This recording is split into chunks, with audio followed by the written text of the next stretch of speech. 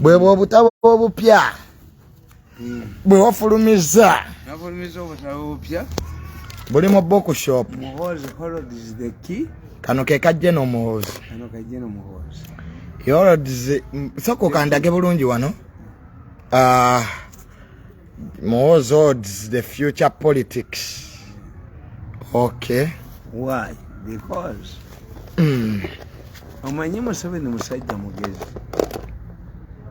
When you study succession politics, tukubuulira abasoma political science, you can have a member of the first family, you can have a former adversary, you can have a moderate opposition leader to succeed you. Kakani Museveni mu Uganda kikwewuunyisa nti bw'ataba Muhoozi lwabwo. Kakati kikutegeeza two things. 1, 3 nti abaali babadde would be successors of Museveni yabakubadda abandisikidde president bonna yabakubira babamalawo. The second point is ti tuyina kye tuyisa era akatabo kange mwekali akazu politics. Tikakati bana abalina sente. Politics is a name and money. Muhoozi alina sente nilwabwo ogwo bwe basobola. You cannot campaign for 3 years. Ekyokusatu, Museveni musajja mugezi.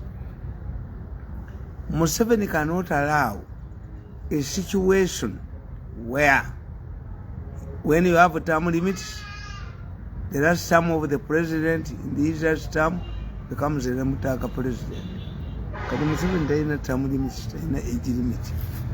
President taina term limit, taina age limit. Kala Sabwala yali Zambia yeri coach ngaka ayingira omupiira. Kati Museveni tagenda kubeerako le Mutaka president wayi. Abazzukulu baagala Museveni akomewo. Naye obubbi obuli mwena alemu era oyo omukazi bamukubye yaleeta ekintu kye tova ku layini tova ku baloti tova era babbe kubanga mu gavumenti mulimu abasajja ababbi abagagga ennyo. Kati n'ekino ekya president tova ku mayini nakyo bakikubye kuba balina okuba ekyokulira kubanga nze kambabuuli these people made a mistake. Balya bokka. Politics is for alliances. Singa nali mu gavumenti ya UPC singa ni mugagga nnyo. Oyina kubeera mbwa nga tulina we twakuteeka gw'ofuna 1.7 olimbwa bwe tusasulayo obeera you see politics. Politics wenaalemu is the politics of a slave and master. Is the politics of a dog and a hunter. Is the politics of a brave African soldier and a European commander. We know kuba mbo yennyini. We know kubeera wansi w'omuntu. We know kuba mbwa. Kakati as a result, their problem is in Tanzania, Chama cha Mapinduzi. Whoever comes to power will protect your wealth. Kati mu Uganda, balidde bokka. Abalala mbwa. Bebalina sente bokka. Kakati the issue is they have become the Electoral College of Uganda. Ababbi abalina sente. Kakati obuzibu obuliwo baayagala to become the Kenyan independent families babbe buli wamu. Bagakola nga Kenya. Anti kiganye. Nga famire zaabwe ze zirina sente. Anti kiganye. Omuko kubanga kakati let me tell you, the problem we have in Uganda is this. The government, the ruling, regime. The ruling regime. To government. Byawukana. Regime and a government. Yes. A government means formed of different people. All tribes. Yes. A regime means innocent. Those who have money. Junta. Ti amajenga galina abantu babulijjo kankoboolize. Obuzibu abasajja bano bafunye buli bwebo. nakawandika akatabera mu motoka mwekali akazu politics. The moment a woman bewitches the children of other wives n'abatta n'abamalawo asigaza abaana be bennyini bebalwanagana akazu kakati as what we have today lwabwoga alwana ne muhoozi be basigaddewo bokka be balina ssente be balina nneemu Jeno Muhoozi ne mwami Lwabwogo kakati ate muhoozi ne bamwepankako ne bamukuba ne bamwonoona nga bwe bakubanze nze nabakyawa I will never work in Museveni's government again. Kakati ate muhoozi alina resources, alina future, alina abaana, alina family. The Kaguta family cannot surrender their power ibalwa ne myaka 5 to Lwabwogo family. When two groups fight over each cause the right, the war cannot end. Kati olutalo olwo family ya president de Kaguta family. Jeno Muhoozi mwava tesobola kusalenda linga buyinza. Wamukoddomi waabo. Eri wamukoddomi waabo buyinza bagenze mu family endala. Bayimanyi nti ebeera family emu. Kugambye tebasobola. Wamma kyobolanga Jeno Muhoozi alina bakojjaabe. Cannot surrender power to the Lwabwogo family. In fact, the father of Lwabwogo. Jeno Muhoozi alina nnyo bakojjaabe. Abeera ne bataata be. Abeera bataata be manyanga. Naye nze sifunyeemu. Muhoozi naye tampa, Museveni tampa lwaki. Nange bandowoozaako nga a possible bagamba if this man a communicator nga bwali bwatyo nga mwavu bwe muwa ssente naye bakulowoozaako a possible president tebayinza nange bandowooza nti na communication naki I have never seen Muhoozi abantu bonna balowooza nti Muhoozi mukwano gwange do I know him nze bantya bonna Lwabwogo antya ne Muhoozi antya naye ate bambi bantira ne Museveni antya yanganyuka kasere kujirikiti obasuula embwa 1.7 naye Jeno Muhoozi akubeereddewo nnyo mu bintu ebimu ne Museveni ambeereddewo ku security n'okubeerawo security yogina ayagala bankwate ali akati kyenagamba kyenkubuulira Muhoozi ayagala bankwate nze mbalaba nti naye sente tulina anti security do you have money? Security wobo ogiina. Am I enjoying? Security wobo ati olwanisa. Nga n'abaserikale babwenze basasula. Ati olwanisa mukoddomiwa. Olwanisa mukoddomiwa. Ati nkubuulira. Bosi Muhoozi, Museveni ne Lwabwogo. President n'aba ayagala bonna bantya. Bazi blocking. Sente zange. Museveni yampa sente Lwabwogo n'azikwata. Kati anti family. Gundi kankubuulire. Museveni n'abagamba bampe yikanya. Museveni n'abagamba nze lwakakamba nakano kalwebamba lwakakamba. We are new vision. I must be in a new vision. Swera amazzi. Me to be in a new vision. Nagende wa Museveni. Sigenda nga yo for public service. I will never work in this government again. Tekiri beerawo. I will never work in this government again. Never njafuwaziza. Lwabwogo antya. Ne Muhoozi antya. Ne Museveni antya. Museveni yalowooza nti libeera nati family eri mu lutalo. Tekisoboka. First choice negiwa Museveni. I'm like a student. I gave Museveni the first choice. Yangobanga mubbi wa nkoko. Museveni did not realize my potential. So, kati nze namatira tujja kuba baavu tujja kubonabona nnyo wawandiikidde era nabagambye nze sigenda kuddayo kuyomba n'abantu bano why nze Katonda ampadde omukisa Nuwa yagenda okudda nga banne baweddewo teyababuulira Jesus bani bonna naye nze Katonda nnyambye ne bandabako buli kyembabuulira akategedde kati waliwo kano emmandwa y'akaseegu kano kalaba kati bati emmandwa y'akaseegu obwenzi obuli mu Buganda emmandwa y'akaseegu kano wawandisa akatabo ku bwenzi obuli mu Buganda obuseegu Katikkiro omubanda Emandwa ya Kasegu wawandiisa akatabo nakawandiise kawedde dda. Emandwa ya Kasegu Katikkiro Omubanda obwenzi obuli mu Buganda. Emandwa ya Kasegu Kasegu mwenzi awemula. Maya yaba Muzeeyi akatabo ako wakawandiisa afulumye. Katikkiro Omubanda obuli mu Buganda mugenda kalaba. Obwenzi obuli mu Buganda ke katabo Emandwa ya Kasegu. Laba Kasegu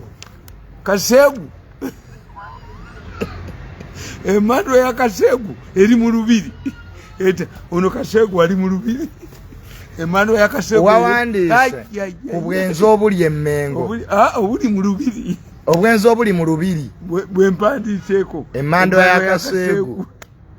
Omanyi nagenda ne mpandiika Bundaggu ne bagamba nawandiika kubo ne mbagamba nti Obwakabaka bwa Mutembi Katikkiro Mayengo mu mulembe omufere baga ntanvumye Mayenga katabo kange nenkawanika kagwawo babugula ne mpandiika akatabo akalala n'abebweru babwagala ne mpandiika akatabo akalala nti Mutatembwa waliwo Obwakabaka nga Mutatembwa Kabaka bamwitanga Mutatembwa naye ssebo Mutatembwa yena Katikkiro nga bamwita Mumpi naye Mumpi nga afera bamukwatirako nga abba n'emmere mu Bambowa. Ssebo Mutembi yayina Mutatembwa yayina abasajja yali ataddewo ekibiina kye nga babayita ababizzi. Ababizzi bakeranga ku makya kutigomya abantu ne babba ettaka. Babba ettaka ly'abantu ababizzi nga bakeera kufukula. Abantu balina kampuni yabwe buli lunaku bubbi. Kati bw'omugamba mu Buganda Land Board nedda eri kampuni bagiyitanga buli lunaku lububbi. Ayayaya bannange abafere bayina abafere. Mutatembwa waliwo kabaka nga bamwita Mutatembwa ayayaya yayina ababizzi nga balina kapuli bagita batya buli lunaku bubbi nga bwogisalako ebeera Buganda Land Board mumuyita Buganda Land Board nedda buli lunaku bubbi.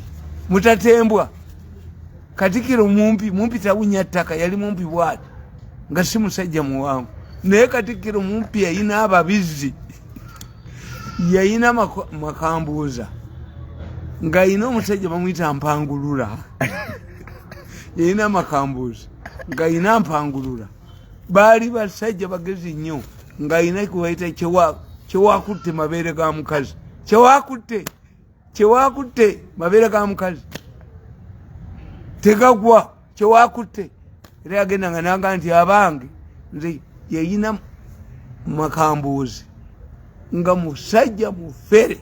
Mutatembwa yayina makambuuzi.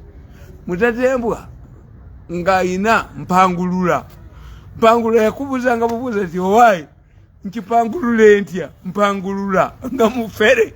Mpangulula yali musajja mufere nga ayina Katikkiro Mumpi Mumpi tawunya ttaka Mumpi nga mufere muzibu nnyo nga ayina ababizzi bakerako kumakya kufukula abantu ne batabaala ebyalo. Kakati Mumpi tawunya ttaka Mumpi ali musajja mufere. Kati waliwo Mpangulula waliwo makambuuzi makambuuzi naye yali wa Mutatembwa.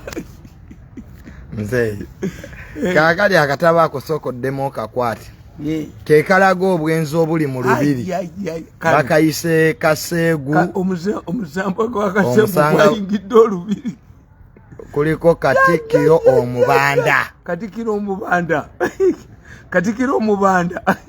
so ke katabo akapya kewawandiise anti nawandiika Bundaggu kale nempandiika Katikkiro Mayengo mu Bwakabaka bwa Mutembi nempandiika akatabo kala Mutatembwa Obwakabaka bwa Mutatembwa Mutatembwe yali musajja mukambwe naye yayina abasajja be nga babayita ababizi nga tewaliwe batafukula baali bafukula nemwe ekibakola obubi manya abantu ba Uganda ekibakola obubi baddira obutabo bwange ne babuzanyiramu ne bagamba Museveni nti nabagamba nti eri kampuni bagiyita buli lunaku bubbi mwagamba Buganda Land Board temubincwa nze mpandiika ebintu byange bone babikyusa ne babiteeka gye babyagala kati gowandiika birala bo ne bakyusa birala kati olaba makambuuzi giraba emmandwa obwenzi obuli mu lubiri emmandwa yayingidde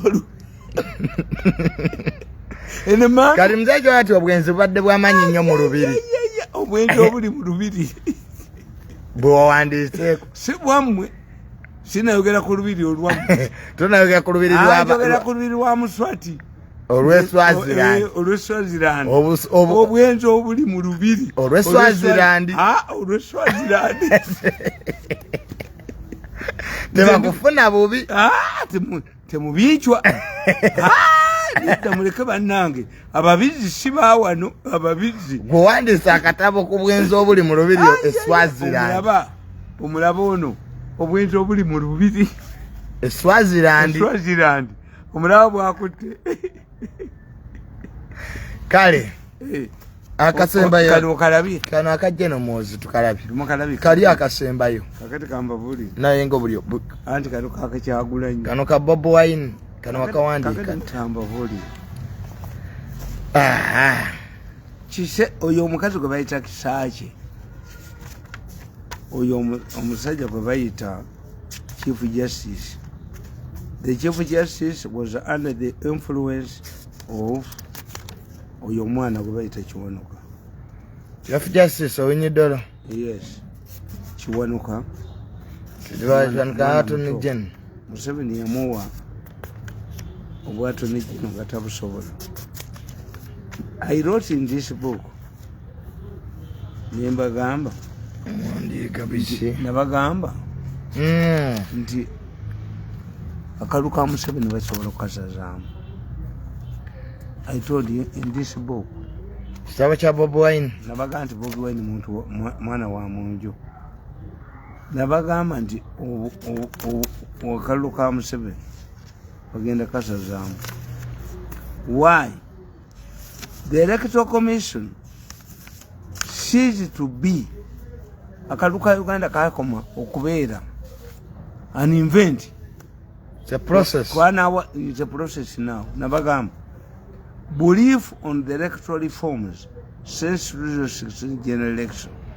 Mbabazi yagenda mu koti n'agamba nti akalu tekagenda bulungi.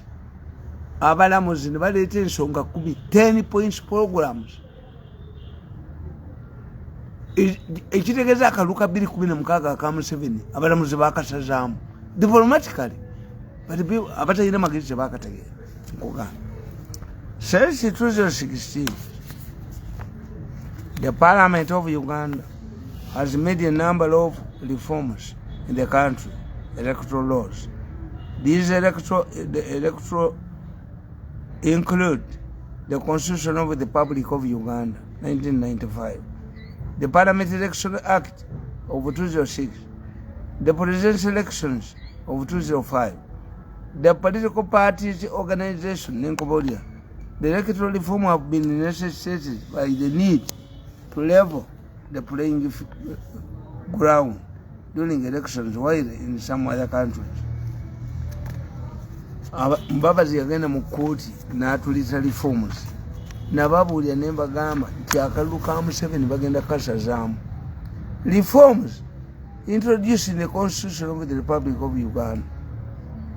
In the 1995 Constitution of the Republic of Uganda has been amended to make a provision for the following: the removal of restrictions on persons seeking the office of the president and the district chairperson.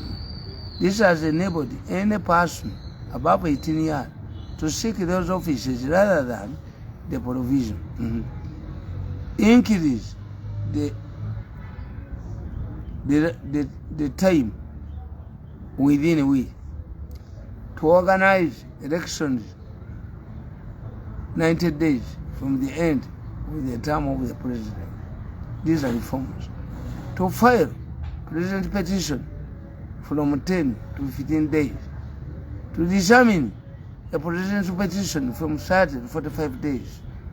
To hold a fresh election after the annulment of reforms introduced in the presidential elections.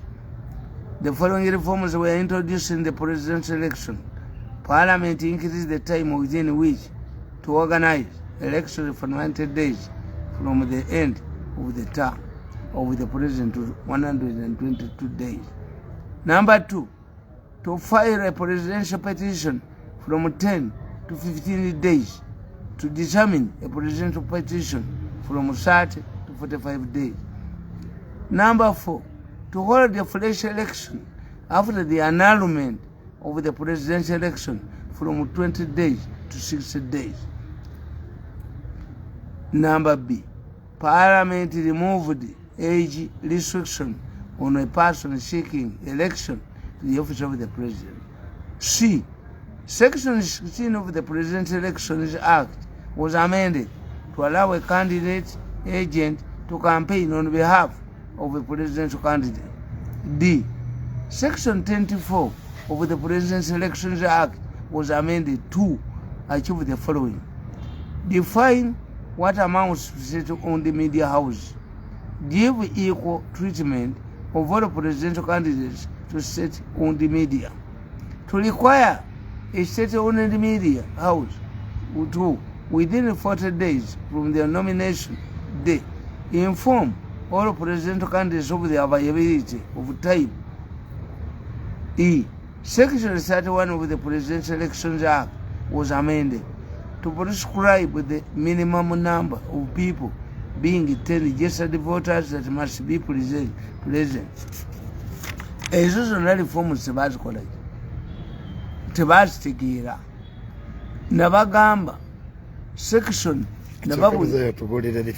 anti nababuulira ne mbagamba kubanga nti basajja mmwe kyenoonya wano nti Musevenize kubanga tunadda mu katabo nabagamba nedda nalifa kekano akatabo kano okalaba nabaga nti akalu ka Museveni bye mukozi bagenda kasazaamu okalaba nalification kakebe nze nakasoma yes nabagamba ti akalu ka Museveni bye mukozi bye nebikasazisaamu ndikwani kwoyo mukazi oyo kisaaki oyo Chief Justice yakola ensobi. Somebody rang the Chief Justice. I have the recordings. Mbina. Chief Justice panicked. Why? Ono mukazi kisaaki bakola ebigezo mu Judicial Service Commission. Kisaaki ono mulamuzi. Bagemere yabawangula ku 75%. Oyo mukazi yali second. Museveni was floating the idea of having a female Chief Justice. Libabaku. Nange nabiwulira. Yes. Tibamugemere yali no Chief Justice. Waliwo yafuna 40 mulamuzi. Byonna mbiyina. Yagwebigezo ate oyo owinye eddolo bamuwangula. Nze mbiyina. Owinye eddolo teyalina kuba Chief Justice. No. Bamugemere yafuna 70 mbigezo. Somebody said I want Northern Us. Kakati oyo omukazi kisaaki. Oyo Chief Justice yakola ensobi. Obanga muliwo batano baba nabo babasatu. Mulekale te minorities report yagano gisoma. Bamugano gisoma. Omukazi oyo kisaaki. Museveni yali agala okuleeta female Chief Justice. Naleta bagemere ne bamutwala eri ewali gundi era babakuza abakuba bagemere. Bali aba police. Omukazi kisaaki yabasinga. Manyina omulamuzi yafuna 40%. Babindeetere wange. Kati muzeyi akatabo soko okali. Kyetusoose okutegeera nti abalamuzi bakola ebigezo. Yes. Chief Justice nagwa. Namusinga. Oli yamusinga. Kati yembiranyo weeva. Ate ne babiriikinga. Wakati wa Chief Justice nono omulamuzi. 75%. Bamugemere yasinga. Oyo mukazi yabasinga kisaaki. Bagemere naddako. Waliwo ne yafuna 40. Mumanyi babindeetera. Ebigezo bye bakola. Service Commission. Abajudicial Service Commission babindeetera. Dirabun, waliwo yafuna 40 bulamuzi. Yagwa, tiyafuna na 50. Kakati omukazi ono n'ategeera. Kakati ekizibu kya obunye ddolo bamukubira amasimu. Nti omukazi ono yali mulese. N'aleeta minority report. You are 5. Ono omu omugamba ki? Yamugaana ojjusoma. Anti waliwo naye nga nakubya amasimu ago tewali ayingira ettaka. Nemwe munzanyisa nga nakubya amasimu agakubira Chief Justice tewali ayingira ettaka. Tewali ayingira ettaka. Tewali ayingira bw'ettaka. Kati nkugamba nti Chief Justice eyawonya Museveni wakaluwa kasazaamu yali Bobi Wine. Bw'aba alina kye yali ekiri naye nti munnange bangamba Bobi Wine yawonya president akaluwa bagenda kasazaamu okujja omusango mu koti. Andi nkubuli East African Court of Appeal nullifying the election. Let me conclude my submission with a reminder to those who are violating the laws as directed by the Electoral Commission. The 1922 election is different from previous elections and therefore guided by benchmarks that can lead to nullification. Some people think that no Ugandan judge can make such a radical decision to nullify his election. However, we should observe the following. Toneregamu Court of Appeal nabagamba nti waliwo omulamuzi ajja kuvaayo akasazeemu. Si kyekiriwo ku kisaaji. Nzo neregamu. Kati Bobi Wine yataasa president. Bobi Wine yataasa president. Najjayo omusango. Akalubali bwe kasazaamu mu Court of Appeal. Eya East Africa. Bobi Wine alabika inaki yakwata eddeni. Ono Chief Justice nga tamanyi politics. Naye temunsasudde. Ekitegeeza. Damu bakolera. Nedda abasajja bano banjooga nnyo. Ne mbakolera ne bakanyuka ng'embwa. Nkugamba. The judiciary in Uganda has seen the benefits of being mbabuulira nti akalu ka Museveni mukazanyiddemu ne bagenda kasazaamu. Kana akatabu nkugambye lwaki bagenda kasazaamu kubuulire. The judiciary in Uganda has seen the benefits of being credible. Those who have stood by the people have been rewarded by international jobs, whether those who do not have lost opportunities. Kakati kankubuuli abalamuzi ba Uganda bakitikiye katuleba akolawo. Deputy Chief Justice akolawo. Tewali. Civil Aviation Authority. But we had a time when we are exporting judges mawanga amalala ng'abalamuzi baffe babawa ekitiibwa. Naye kati amawanga tegakyabatwala. Bawano for home consumption. Naye kintu kyoyogedde muzeeyi sooka olindeko. Bobi Wine yataasa President Museveni okujjayo omusango. Akalubali bagenda kasazaamu East African Court. Akalubaka violating. Buli ekiviolating sa akalulu bakikola. Akalu kafuuka process, not an event. N'okuba Bobi Wine candidate, n'omugana okusula mu gundi ye, n'omugana okuba akalu. Akalu ka Uganda became a process, not an event. Katandikira kuva eno mu consultation. Yes. Nominated. Tewali akukwatako. Naye Bobi Wine we baamukuba. Yes. Era Bobi Wine ey'okuba yagalya ssente nnyingi ennyo. Okuva mu gavumenti. Okujjayo omusango. Kati ate ono. Wamma nali neebuuza lwaki Bobi Wine ajjayo omusango. Ate Chief Justice teyategeera nti bayamba Museveni. Ate Bobi Wine we yajjayo omusango ogwo n'emmotoka n'ejja. Ate nakaana. Yakana ate. Oli mutuufu muzeeyi. Bobi Wine alina okuba nga yalya ssente. When you withdraw a case or not. Ko filing out omusango n'ogujjayo. Kyatiza gavumenti yali etegedde nti omusango gugenda gisinga. Kukisinga. Nga president alina kwegayirira Bobi Wine ajjayo omusango. Ono yetamanyi ono gundi bana abajozi bana abakubiranga gundi oyo. Kubanga bali tebamanyi. Muzeeyi mpola ne mu kalulu ke Kenya bayogera abalamuzi. Nga byonna mu Uganda babikola. Nabagamba nti ebyakolebwa mu Uganda byali bisazaamu akalulu. Yes. Bobi Wine yayamba Museveni.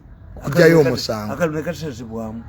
Naye Chief Justice yategeera kati ono omukazi kisaaki olw'obusungu bwe nga yali alina okuba Chief Justice yagenda mu maaso. Gwe muleke awe minority judgment. Chief Justice yategeera bamukubiranga amasimu nga muwulira kugamba. Number 2, the judges retire with their benefits ngamba buuliza takaluka Museveni bagenda kasazaamu. The judges retire with their benefits, meaning that they have no need to work in the shadow of the big brother. Number 3, Museveni cannot seek another election. This must be his last lap. Therefore, people are positioning themselves for a post-Museveni era. Ugandans should also take note of presidents like what has happened in Kenya and Malawi. Bakasazamu. Kenya ne Malawi. Ebintu byonna bye bakola Kisaache yali agenda kusazaamu akalulu. Nenga beba ye on Chief Justice yategeera ti Bobi Wine must have had a deal with Museveni. Chief Justice mu Bobi Wine okujayo omusango yete yategeera nti waliwo deal wakati wa Bobi Wine ne president. Abamukubiranga amasimu babiri. Bobi Wine already yali akoze deal ne president. Omusango guveeyo mu koti. Ye Chief Justice yategeera ateeseganya. Bobi Wine ye awonzikiriza n'Amerika. You planga the country into chaos. Bobi Wine akolagana n'Amerika. Yes. Ekiza Bobi Wine akolagana n'SIA. Why kankubuli? Ombaka wa Amerika yagende lwaki yagende waka kungulu. Natagenda wa Mubaje. Ambassador wa Amerika. Yes. Yagenze waka Mubaje yalowooza. Museveni amuwe sente because abatuleetedde etteka ly'ebishares Mubaje oyo Kazinda. The Kazinda alowooza because has failed to run the child. Kigambye kya Kazinda ne Mubaje lwaki bawaje.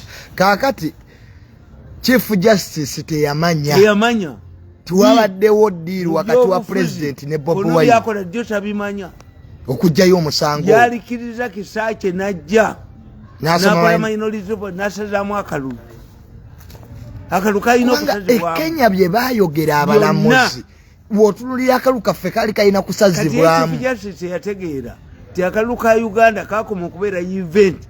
Kati process Electoral Commission does not only count obakola constituencies. No. Electoral Commission is a process. Era baleetawo etteeka ti akalunga kabiddwa chairman w'electoral oyali ku Electoral Commission bamusiba. Ab'MP beeterawo etteeka. Tebakabba. Gwabya akalulu n'oleeta ebyobusiru myaka 7 bakusiba. Gwe chairman w'Electoral Commission. Ono akigidde Electoral Commission. Returning officer. Ab'MP beeterawo etteeka tewali kubba bululu. Returning officer bamuteeka munda. Myaka 7 kubba bululu. Baaliyeterawo gavumenti tekimanyi. Kakati akalulu ka Uganda kakoma okubeera event is a process. It's now a process. Is a process. Okuba Bobi Wine nemugana okugera nemugana okusula nemugana ko nullification. Wamma ku nomination de Bobi Wine bamukuba. Ekyo kakyali kinalifying akalulu. Election. The election of Uganda ceases to be an event. Is a process. Muzei olunaku lwe bakuba Bobi Wine ku nomination day. Akalu kali kalina kusazibwamu awo wennyini. Okumugana ogenda gye yasula. Mu hoteli. Mu hoteli ekiryando kali kasazibwamu. The election in Uganda, Babas went to court and the court gave 10. Why 10? 10 commandments. Why 10? Even Museveni gave us the 10. Museveni yeja na 10. The Balamuzi gave us 10. 10. The Balamuzi, the Supreme Court, out of Mbaba's reforms, they gave up 20 reforms that had to be implemented before the next election. Otherwise, they had nullified the 2016 election diplomatically. If somebody tells you next time, if you want to cook a delicious sauce, follow this guideline. Mobili 16 onale Mbabazi bwe yagenda mu court akalubali bakasizzamu abalamuzi diplomatically ne batuwezo 10 points program zokoze 10 points program ezosomeze tulina okugoberera perfect ayina okubeera mu ensonga 10 zebawa abalamuzi and it must be implemented before the next election. Kati bana abasiru bakuba Bobi Wine nga akalubagenda kakola ki Bobi Wine ayina okuba yali yasaid okujayo omusango akaluka Museveni bali bagenda kasazaamu kati ono Chief Justice tategeera tabiraba ti Bobi Wine waligambye mu mateeka nti if you petition against a candidate and you withdraw, when did you withdraw? Are you not supposed to withdraw? Mumateka ya chogera Chief Justice. Kakati muzee. Chief Justice yaligambi to when a case reaches this level, you cannot withdraw. Ate erinnya lya president lyo lyali terimugisa mu kalulu. Nze nkugambe tikisaache ekimuluma baateekawo ebigezo kisaache n'abasinga bonna abalamuzi yali bagemeire abasajja baagwa. Why? These people thought that Museveni wanted to have a female Chief Justice. Kati zizasi zaafuluma ez'abalamuzi nziina waliwo neyafunana mu ttaano mulamu nsebo baamukuza kati kisaache knows Chief Justice nga omuguddeko olutalo ate nze zigudde olutalo nze mbabuulira Chief Justice mbasatu abaasooka teyaliimu mu bigezo ate ne babiriikinga ate Judicial Service Commission n'ebikuwa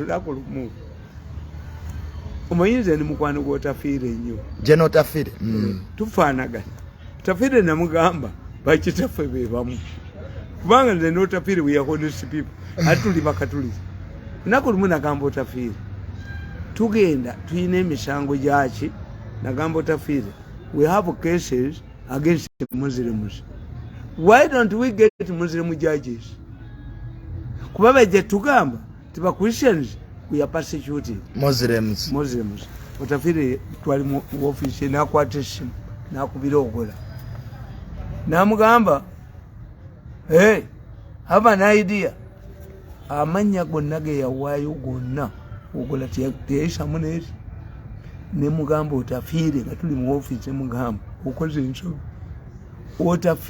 ogola tagenda kuyisa mulamuzi n'ogwo kubanga bwekye baagala abasiraamu bagambe nti batukolaki batupa security abasiraamu kye bagamba abalamuzi ababakuwozesa si basiraamu amanja gonna ge twatula n'Otafiire ntugawa ogola tewali yayitamu naliwo buli linnya gye n'Otafiire lye yawaayo teryayitamu n'omugala gye n'Otafiire nakugambye ki tebijja yitamu tebijja kuyitamu kabbo kye baagala bwe kasoogamba omuntu omukazi kasomugamba nti bana esuuti eno yali ya taata wange jayo kya tuyinflicted damage on you. I told you Otafiire that we are going to have these cases involving the Muslims. Why don't we have a number of Muslim judges to Tamale Mirundi yali mu justice Tamale Mirundi yine shamagesi naye Otafiire ali honest Tamale Mirundi namugamba Otafiire tuli ba Luganda bakitaffe balina okubanga baali ba Luganda fenna tufaana naye Otafiire nga tayagala General Muhoozi kakati Otafiire ye tewali muntu ayagala muntu naye Muhoozi kaali wangula bajja kutegeera kati General Otafiire ne General Muhoozi yes Otafiire balayika tebakwatagana represent the veterans yali president aba veteran yamuwadde ki Muhoozi should talk to Otafiire amugambe nkuwa personally amugaye wefuuka president okwatira wano kituufu nno kubanga Otafiire by 70 Otafiire yava mu seminari y'ekitabi natandika bbaala General Otafiire yakolako mu bbaala nga yawandiika abaana abagenda mu buyekera mu Folonasa nga muhoza Nazaalibo Otafiire yava mu seminari y'ekitabi Otafiire ku myaka 18 n'akola ebigezo eby'amakiwa n'ayingira university Otafiire talina senior 4 talina 6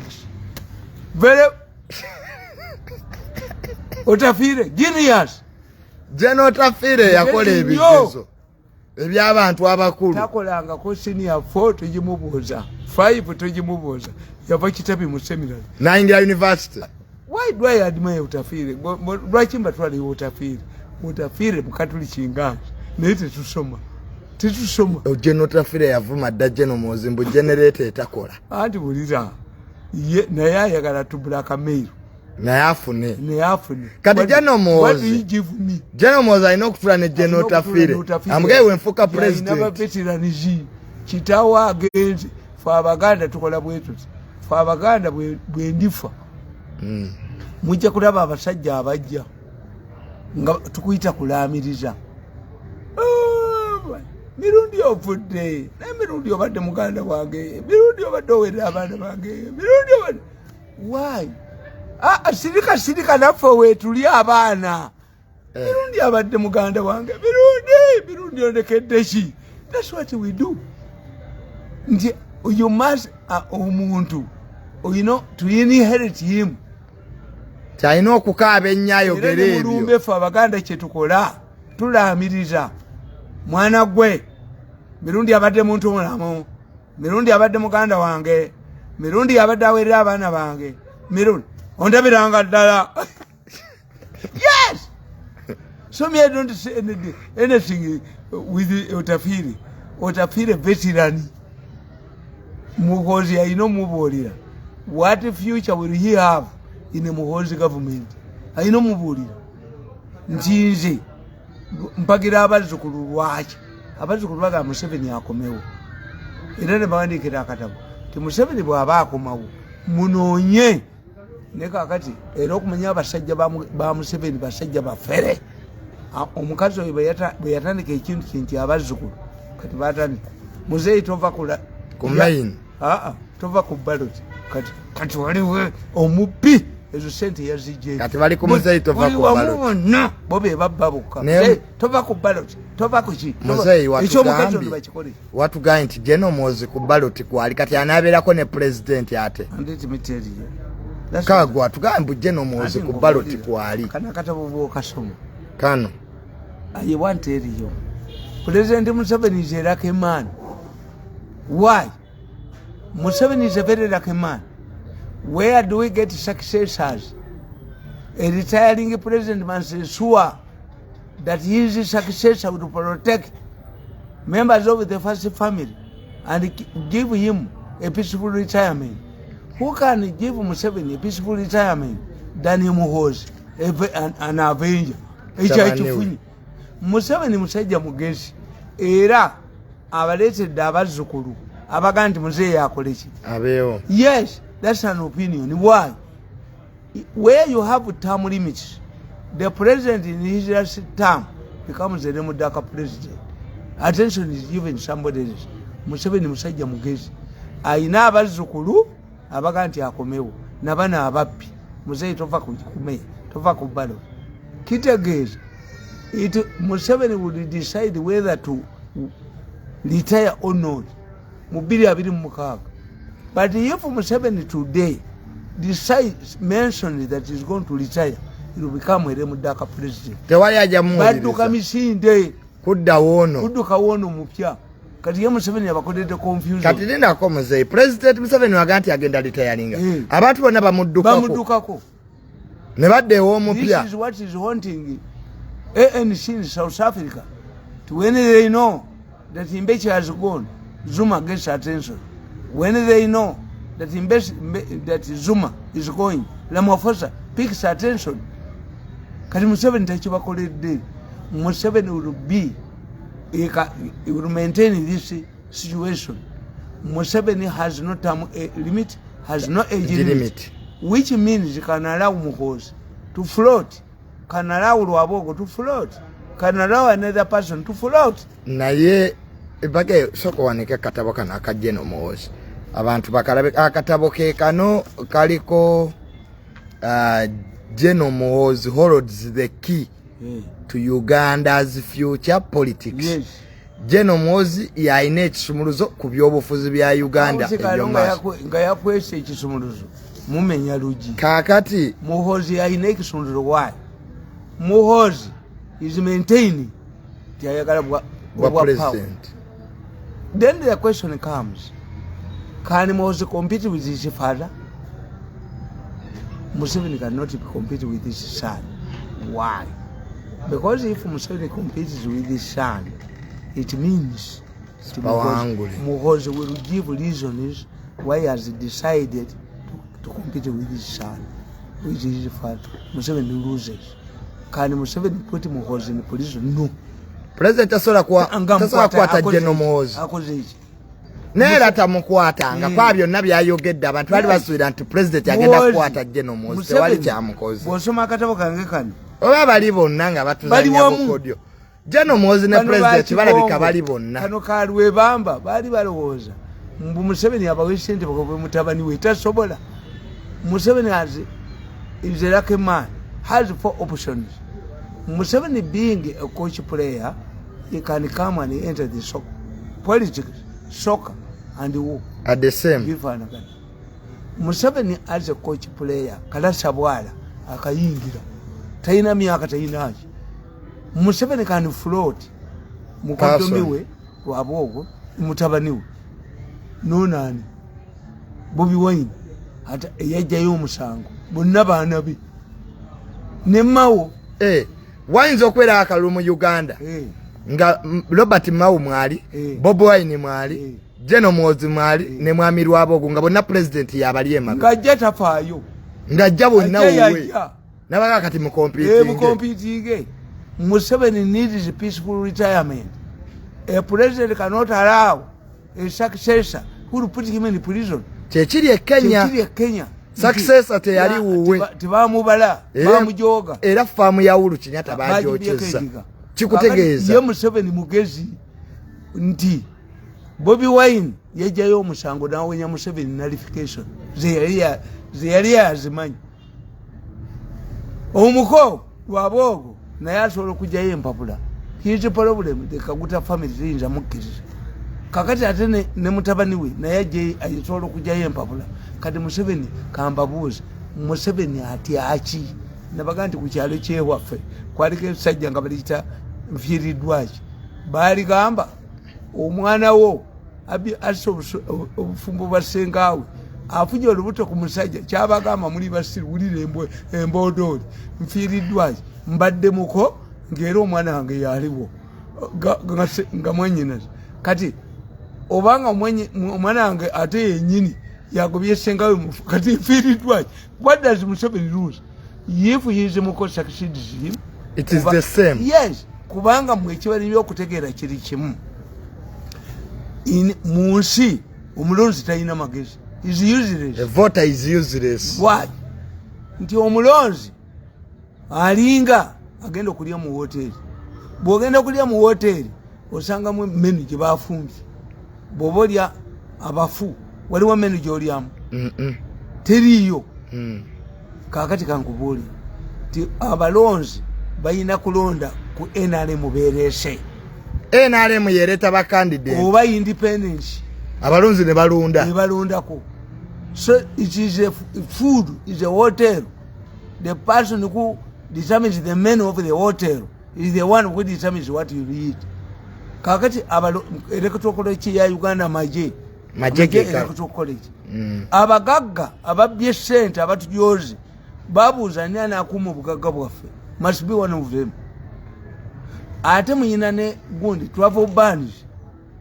So the rich people who have acquired the wealth in this country, yes, must have an input. Kwani agenda kufuga gwanga. Nti nze mirundi tebalina ke bampadde. Why? Bawa opposition ne babawa. Nange balowooza nti I can challenge them, I cannot. Kakati ogambye President Museveni oba mukoddomi yaba president era tafiirwa. Oba General Muhoozi yaba president era tafiirwa. Ate wali mulala. Ne Bobi Wine oba abadde president yamuwonya. Bobi Wine yajjayo dda omusango n'awonya President Museveni. Yali agenda kubeera nalifa. Okusazaamu akalulu. Kakyeteza ne Bobi Wine naye wuwe. Kisaakye teyate. Bonna baba abaliwo. Anti ye Kisaakye kyayagala kyeyali ayagala. Kisaakye yali ayagala okukola rulingi. Nti akaluka Museveni yalina kusazibwamu. Why? Kisaakye baali bamaze omubuulira nti obwa Chief Justice togenda kubufuna. Kati yali ayagala omulimu ogw'ebweru. Funa international job. N'ekiri muzeeyi kyoyogeddeko kituufu. Nti ne Bobi Wine ne bwajja era President Museveni tasalwa. Yeebaka bulungi nnyo. kubanga yamuyamba Bobi Wine yayambako da president okusinga nze namboze mugaga okusinga nze bonna bagagga balina ssente gwakubyeembo kubanga kale bino byonna bye tukijjamu omukota yanjagalirako ddala omuko believes tinze nsobola muchalenjinga given money kyobola bonna bakkiriziganya nakubanga siina yadde ekikumi kyobola banjoga nina kubeera mu gavumenti banteeka mu ngembwa nakubeera kidoli bakinimu yako mukyala Betikame yes yagayo twala obugagga bwo nabututteyo watutteyo obugagga bwo amasuuti 5 mu 6 yes nabitutteyo gigi wamaze notwalayo obugagga bwo ne bampeereza ne message nagenze munda mwenyi nagenze mu office ya gigi Betikame nabagali banga ali mu meeting mwenyi ali muntu wange nnyo nadduka owomukago banenze ne Betikame nga twali ba mukwano Betikame twali ba mukwano nnyo wasooka ku muvuma nogato ina kyabugagga kyogenda mu mutwali natudde nenzikiriza baganda bo baloya ne bangamba nti nedda bitwaleyo bajja kugamba nti babitutteyo nenditwalayo nabitutteyo abaana so you declared your wealth abakazi bana amakana kamunyenya benzi 2 yes wamugambye olina amasuuti ameka 5 byonna nobimudeclare kati gigi mukyala Betikame namugaanyi njagala omulaba ne bagaana ebyobugagga by'omukulu byatuuse wali wenyini ne bampa omukyala amasuuti kalungi bwe kati ne kaŋŋamba Mr. Mirundi naye ekyabadde mu ofisi ya gigi endulu nga zaafuze abaserikale nga baavu Mirundi ayavu nina amaanyi but lwabogo fears me for nothing nze okuva lwe nagenda mu gavumenti ya Museveni nanjavuwaza I made a mistake I burnt it is a law I killed my political career everybody saagala andi nkubuulira nze saagala kubeera mu gavumenti even if Museveni appoints me a minister I can work in a city council toilet as a volunteer but I will never work in Museveni's government kati waboga nkubira bwere ne muhozi yenyini yali ampadde muhozi naye bamugamba this man given money can challenge muntira bwerere kwatoyagala bwa president bakuba I killed my political career ne mwami Bukenya Museveni yatakalia yange mzee yankanyuka ne professor Bukenya naye munnaye naye bamukuba nange bankuba yali wamaanyi nnyo mu professor Bukenya nti Museveni alowooza nti nze nyinza okubeera advisor ku 1.7 nti 1.7 mpeera advisor nswera amazzi ngenda media center ngendewo no nagenda waffe netuulidde ako kasiimo abaserikale bange nze mbasasula allowance emmotoka nze ngiteekamu amafuta what does Museveni give me nagenda bamuzika nga mbwa omanyi President Museveni yekyayina ayagala gojja omukolere bakushumiriyetinge bakube bakutte naye ng'omukolera naye bw'ofa miliyoni 10 aleta miliyoni 10 ezo waffe tuziina tewali leta miliyoni 10 ng'ofudde tewali miliyoni za Museveni 10 waffe tuziina muzeyi ne baleta miliyoni 10 ng'ofudde tuzigaananga yange lizikaana n'obukyere bwabwe mbuteekanga mu kyangu temuleetangayo waffe ne mama muzeyi n'omala n'ofa ne mama nga yafudde kati nga Museveni talina kyamuyambyemu n'akagaali takamuwanga Museveni tasobola kuleeta mabugo waffe nitugasoma agaleeta yenna bagasoma teboogera kigambo okero oba State House tebakyogerako ewaffe when my mother dies today who was crippled targeted by Buganda rioters and Museveni has not given her anything mulinyanga yewaffe ndabanga yakasa nanga yono ojo gundi yokabasindiko Prime Minister Nabanja bajja mu kuba amaze waffe nagisi yenyini babaka tasaka amazi talinya waffe temusobola kulinyanga muzeyi eddame lyo ligamba abe nalemuka balireeta obukyere bwabwe tebalinyanga waffe tubakuba ne tubatiranga I served them committed for 14 years 10 years wasted 24 years mwenyabwenye nnyo family yaffe Museveni nejjusa olunaku lwe namusanga lwe nagenda okumusanga family ya late speaker bajiwa obukadde 5 50M temubakkirizanga kuleeta bukyere bwabwe yange ligaana okwogera kabuli yange ekigambo okero house State House. No. Temubikirizanga. Kivumbi afudde bumubbi yaguze eki. Nalweso najja n'egundi. Obwo bwalo ne buleeta. Mulinyanga ye waffe. Nagenda n'afanga embwa nga namagana mukubira amugundi. Waffe temulinyanga ye. Temukirizanga na mudaali gufudde mu government. Tiwako mudaali era nagote kutuka. I don't want a medal. Tewagala medals. Those are not medals. They are metallic items. Sengoli mukambwe nnyo. Yes. Byonna biteeka mu ddaame eryo. Ddaame lyange mu ebiri. Sina kyembaagalako. Tebaleetanga ba State House, tebaleetanga n'ekintu n'ekimu. Tebakuwanga midaali gyabwe tobyagala. Tebakubanga emizinga wadde essasi. N'aba State House tebalinyanga ku ntaanayo. Teri kigambo okumensioninga State House oba Okero House. Ate buno obubaka buvuddemu nedda. Teri bubaka buvaayo. Tewali bubaka buva mu State House. Teri bubaka buva mu Okero House.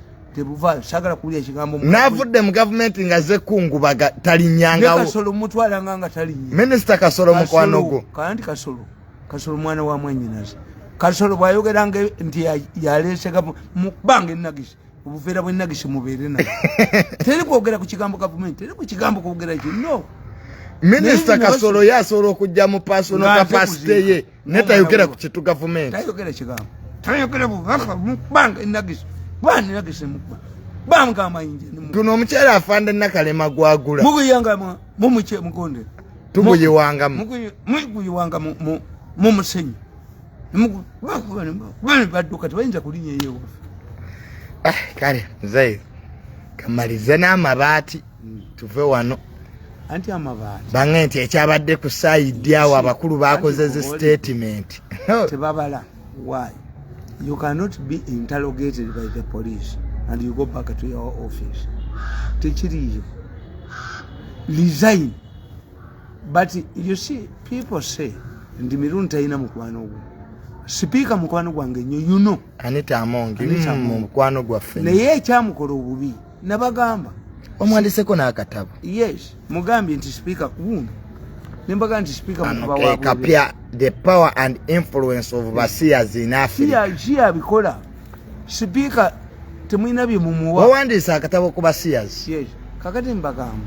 Amaanyi gaabwe mu Africa. Mangi nnyo. Abasias balina amaanyi mu Africa. Tewali abasias bajja ate ffe wana ekibya ekituliko. Ffe twasooka obusias nga n'abazungu tebannabumanyi. Abaddugavu baali Basias. Kugambye nti abalungana bebawalabu bebaleete Muteesa n'akwatibwa enziku n'agisiiga abantu bonna mu Buganda ng'omukazi ow'enziku bamugula buwanana endali bazikolanga bukozi bino ebiseera so tumalirize ogeka Muteesa yakwatibwa enziku nategeera nga eruma waliyo enziku covid yaluma enziku yaluma nga abasajja waliwo eyo luwuzi yezinga nga bweti nga okwata kitooko okufuka tondo bonna bagalye enziku yaluma nnyo abantu mu buga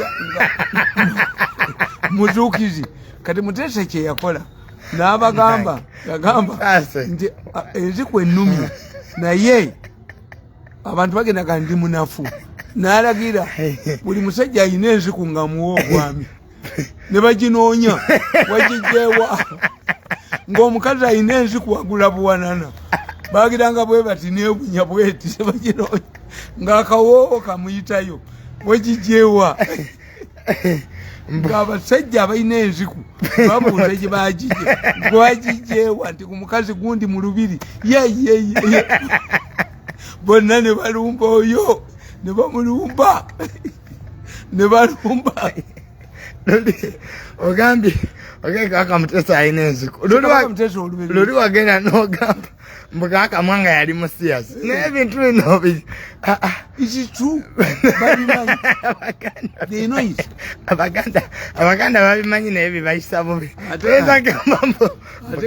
mbugaka mbu yalina enziku bannange ate k'obyogera mbugaka Muteesa nati yalina enziku anti kabaka Muteesa nedda bituufu abakatuliki baamukuba empiso n'asula bubi Muteesa kwe kubakuba mu Buganda nti baagala mutta bamukuba empiso y'enziku kabaka Mutesa ne muyisa bubi muzuukizi banywanga muzuukizi na mamba nkaliri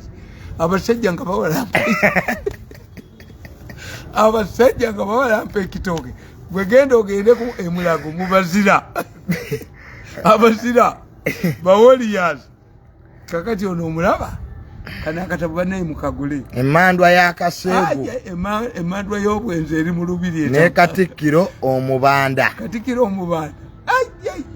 ekana akatabo emandwa y'akaseegu akoogera ku bwenzi obuli mu lubiri ne Katikkiro omubanda mukagule kwekali ku bookshop mwekali tetujja kusukkawo wano mubeere bulungi mweraba